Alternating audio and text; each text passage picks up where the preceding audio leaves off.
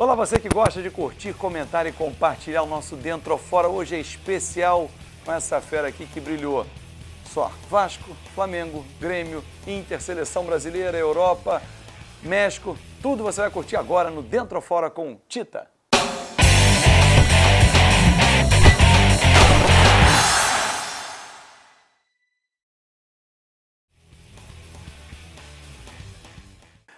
Eu cheguei no Flamengo em 1969, eu cheguei, né? Minha mãe, junto comigo e meu irmão, nós fomos no centro da cidade, tinha uma loja que se chamava Jacinto Esporte, que vendia material esportivo, muito famosa na época, né? Essa loja, se eu não me engano, ela tem até hoje. Quem está lá é o filho dele que está tomando conta. E eu estava lá comprando meu material para a pelada do bairro e tava lá um diretor do Flamengo, né? E ele me perguntou, falei, que time você é? Eu falei, sou Flamengo, cara. Pô, eu sou diretor do Flamengo, você não gostaria de um dia treinar no Flamengo? E aí eu fui, treinei nos Dentes de Leite, né? Foi o primeiro domingo de janeiro de 1970, cara. E aí fui aprovado, fiquei, joguei 3 anos no Dente de Leite, não tinha todas as categorias nessa época ainda, né? Mas foi uma época difícil, porque num time grande desse, no Flamengo, no Vasco, no Fluminense, no Botafogo, chega a 30 garotos novos todos os dias. Todo. Né? O tempo todo. Então você tem que competir com muitos garotos. Né? Foi uma experiência muito grande, difícil, porque às vezes as pessoas acham assim, o jogador da base, ele já tem que ser craque na base. Ele não tem que ser craque na base. É a formação, né? Ou seja, essa formação, ele não precisa ser craque. O craque, ele vai ser quando ele estiver no profissional. Eu já vi vários jogadores na base que tu olha assim, pô, esse garoto aí é o Pelé. Mas ele não passa do infantil, do juvenil. Por quê? Porque é muita cobrança, a cabeça do garoto muda, né? Não é um garoto focado, não é um garoto obediente, não é um garoto disciplinado. Então a base... Há uma pressão familiar? Não, pressão geral. A família, quando... O garoto é inscrito no Flamengo, no Vasco, no Fluminense, fala, pô, agora eu fiz minha independência. Os familiares pensam assim. Entendeu? É verdade. Agora nós vamos ter pro resto da nossa vida. E não é assim. Né? E não é assim. Então a base é um caminho muito duro, muito duro. Eu não fui craque na base. Eu perdi minha juventude. Você deixou de fazer muita coisa, é verdade. Eu perdi minha juventude. Sabe por quê? Porque eu ia pro Flamengo de manhã, eu treinava à tarde e estudava de noite. Eu não fazia mais nada, eu só fazia isso. Por quê? Porque eu era muito franzino, né? Eu era um garoto muito mirradinho, magrinho, então eu precisei fazer aquele trabalho que o Zico fez, de fortalecimento. Então eu não saía da Gávea, eu almoçava na Gávea, né? Eu saía da minha casa às 5h30 da manhã. E voltava? E voltava às 11 da aula. noite, entendeu? Então requer uma disciplina. Se o garoto não souber que ele tem que fazer isso, vai ser muito difícil ele um dia chegar nos profissionais. Ver aí desse time que terminou o ano, né? Eu acho que tem grandes nomes, já tem aí uma base espetacular e quando fazer as contratações pontuais para justamente competir o Campeonato Carioca, né? O Campeonato Brasileiro, né? E principalmente a Copa Libertadores. A mídia, né? A televisão, né? Hoje é diferente. Por exemplo, eu fui no Chile fazer um trabalho social e encontrei, quando eu vi lá eu falei, vem cá, esse aqui é o Mário Soto, que jogava no Cobreloa? Ele falou, ele trabalha aqui com a gente. Pô, cara, tem 33 anos que eu não vejo ele, pô. Não, nós vamos juntar vocês dois. E aí, nós juntamos, né? Ele saiu de um lugar, eu saí do outro, nós nos encontramos, depois de 33 anos. E eu perguntei ao Mário Soto, eu quero que você me diga o seguinte, cara, como é que você conseguia bater em todo mundo? Porque ele deu tanta cotovelada na gente, abriu o supercílio. No jogo com o Flamengo, né? No jogo com o Flamengo, não é essa foto do Grêmio, não. É da foto do Grêmio, a do Grêmio foi com o Penharol, que depois eu vou entrar. Aí ele falou, Tita, naquela época era diferente. A televisão só tinha uma câmera, só focalizava a bola. Então saiu da bola, tu podia fazer o que quisesse. Ele falou, Tita, eu dividia na bola e em cima eu dava um soco na cara do cara. Ninguém via. Hoje em dia, tu dá um soco lá atrás, a câmera de número 25 te grava. E aí leva pro tribunal e te suspende. Então hoje, Verdade. isso hoje melhorou muito. Então uma Copa Libertadores não tem aquelas confusões que tinham há 20, 30 anos atrás, né? Claro, com essa tecnologia, com essa forma de gravar um jogo de futebol, por exemplo, na final de Alemanha e Argentina da Copa do Mundo, tinham 28 câmeras dentro do Maracanã. Então é completamente diferente dessa uma câmera que o Mário Souto pegava os caras, entendeu? O Peñarol tinha um zagueiro chamado Gutierrez, que jogava na seleção do Uruguai, inclusive, era rival também nas seleções, quando a gente jogava a Copa América e tudo, que numa subida no escanteio, ele me dá uma cotovelada e me abre o supercílio, né? E naquela época não tinha, é a mesma coisa, né? Hoje, saiu sangue, tu tem que sair para fora do campo, costurar, senão não volta. Naquela época eu joguei assim. O De Leon também jogou assim, né? Jogou assim também. Nessa final contra o Peñarol também jogou assim. Também jogou assim. Você vê como é que mudou o futebol. Eu, pelo menos, gostava de... quando eu jogava no Flamengo ou quando eu jogava no Vasco, a minha rivalidade era o Botafogo. Por quê? Porque quando eu era jovem, quando eu era criança, o time do Botafogo era imbatível. Então eu tinha esse trauma. Eu quando era garoto, eu não conseguia ganhar do Botafogo. Com Rogério, Roberto, Jair, Paulo César, Carlos Roberto e Gerson. Moreira, Zé Carlos, Leônidas e Valtencê. Esse time era imbatível. É o bicampeão estadual, de 67, exatamente. 68. Era a época que meu pai me levava no Maracanã, é a época que eu acompanhava o futebol. Você voltava triste, no caso? Sempre voltei triste, porque esse time do Botafogo era... Nós tivemos um campeonato carioca que nós tivemos que jogar contra o Bom Sucesso. No Maracanã, eu fui nesse jogo, o Bom Sucesso ganhou o Flamengo de 2-0. O Botafogo, que estava viajando, teve que voltar e ganhou do Flamengo de 4-1. O Gerson conta essa história. Se a gente for falar isso hoje, ninguém acredita. Mas isso aconteceu, entendeu? O Serrano não tira um título do Flamengo? Exatamente. A torcida, eu vou te falar, hoje eu tenho... Os times que eu joguei, os times que eu vesti a camisa, né?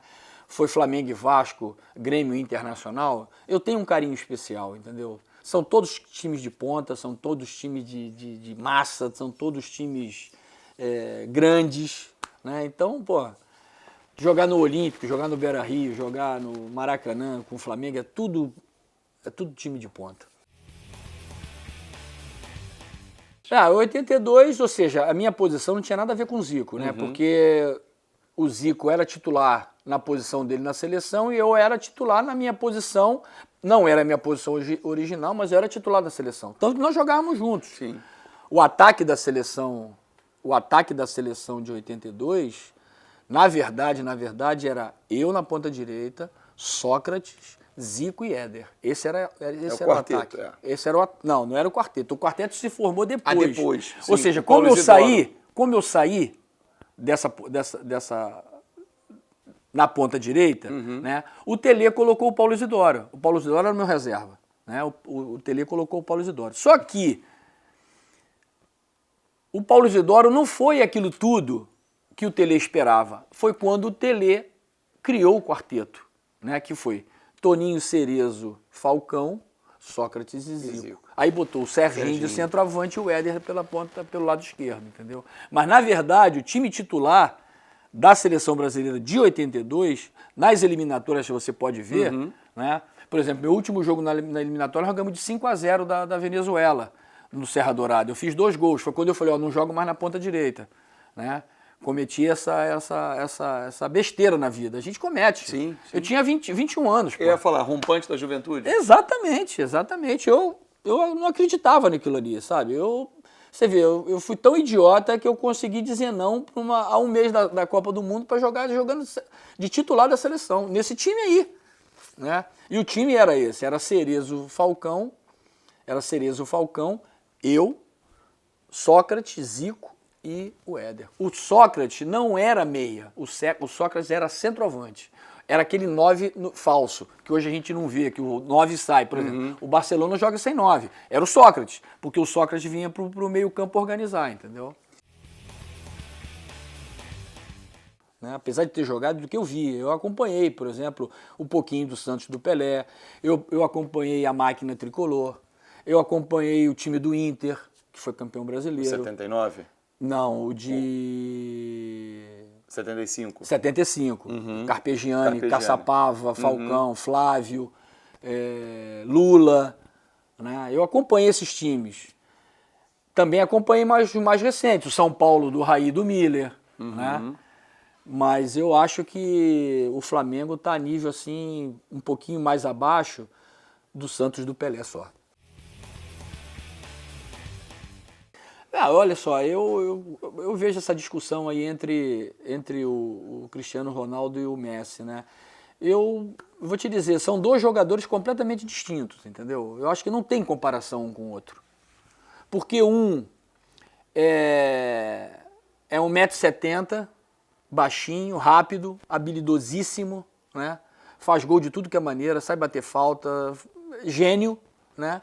E o outro que tem uma força impressionante, uma dinâmica impressionante, ele é forte à beça, joga com as duas pernas, não tem se ele é centroavante, se ele é meia, se ele é o que for, e é fora de série também. Né? Então são dois fora de séries que eu acho que não tem comparação, você não tem como comparar um com o outro, porque são características completamente distintas, mas são dois caras fora de série. Não, o gol mais marcante da minha vida foi na seleção, né, cara? Foi Brasil e Argentina em 1979. Eu não ia jogar e eu não ia começar esse jogo, né? Só que o Newton Batata, ele estava com um problema nas costas e ele, na concentração, naquela revisão médica que a gente faz pela manhã, ele falou que não podia, ele estava com dor nas costas muito forte, e o Coutinho me escalou nesse jogo. E aí o Brasil ganhou de 2-1, o Zico fez 1-0, depois a Argentina empatou e eu fiz o gol, o 2-1 com o passe do Zico, né, me encobriu o Fidiol. Pô, foi um gol que até hoje tá vivo na minha memória, né? Foi minha estreia, então esse para mim foi o gol mais marcante da minha carreira. Eu acho que a coisa mais bonita que nós vimos no futebol nesse ano de 2016, eu posso dizer sem dúvida que foi o trabalho que o Tite fez na seleção brasileira. Eu fiquei orgulhoso porque isso aí vai direto ao trabalho dos treinadores. Ali nós vimos a mão de um treinador. Você vê que o Tite está preparado para o lugar que hoje ele ocupa. Por quê? Porque a seleção, com os mesmos jogadores, não jogava da maneira que a seleção está jogando. A seleção tem 6 vitórias, 7 vitórias seguidas. Liderança. E a seleção caía as penas aí, com esses mesmos jogadores. Então aquilo ali, claro, não é só o trabalho do Tite. Por isso que a gente fala assim, peraí, o Tite quer levar todo mundo do Corinthians, porque aquilo ali é um trabalho que precisa. É um trabalho de equipe. É um trabalho de equipe, exatamente. E isso, para mim, foi a coisa mais bonita no futebol nesse ano de 2016. Foi o Tite ter assumido a seleção, e ter feito esse trabalho espetacular que ele fez com esses mesmos jogadores, que são os mesmos jogadores. Bem, eu acho que o treinador ele tem que estar sempre atualizado, entendeu? Eu acho que o treinador tem que estar sempre lendo, o treinador tem que estar sempre se informando, o treinador tem que estar sempre acompanhando. Eu, por exemplo, eu trabalhei no Macaé no início do ano, mas eu estou acompanhando o futebol. Eu sei o que está rolando na Champions, eu sei o que está rolando na UEFA, eu sei como jogam as equipes, eu sei a característica dos jogadores. Né? Se tem alguma coisa nova de informação de algum treinador, um livro, alguma coisa... Você está atualizado. Você está atualizado. Não adianta. O Joel fez até uma frase bem maneira, né? O Joel falou, os caras vão lá para fora, tiram uma foto com o Mourinho e dizem que estão atualizados, entendeu? Então, mas eu acho que você tem que estar sempre preparado nesse aspecto, entendeu? Eu não concordo muito com a opinião do Renato. Claro, cada um tem a sua opinião, tá? Mas... ele também fez um trabalho muito bom. O Grêmio estava na descendente com o Roger. O Roger já não teve mais paciência, pediu demissão. O Renato chegou junto com o Espinosa, que foi a primeira vez que eles trabalharam juntos. Né? Primeira vez que eles trabalharam juntos. Que eles trabalharam no Vasco, mas agora foi uma sequência maior. Agora foi uma sequência diferente. E dentro de um clube que os dois Com conhecem. exatamente. O Torcida Vasco, respeita. o Espinosa não tinha trabalhado ali, né? É. Então, tá até de parabéns. Eu quero até aproveitar para parabenizar o Renato pelo trabalho que ele fez junto com o Espinosa, pelo Grêmio ter ganho essa edição aí da Copa do Brasil.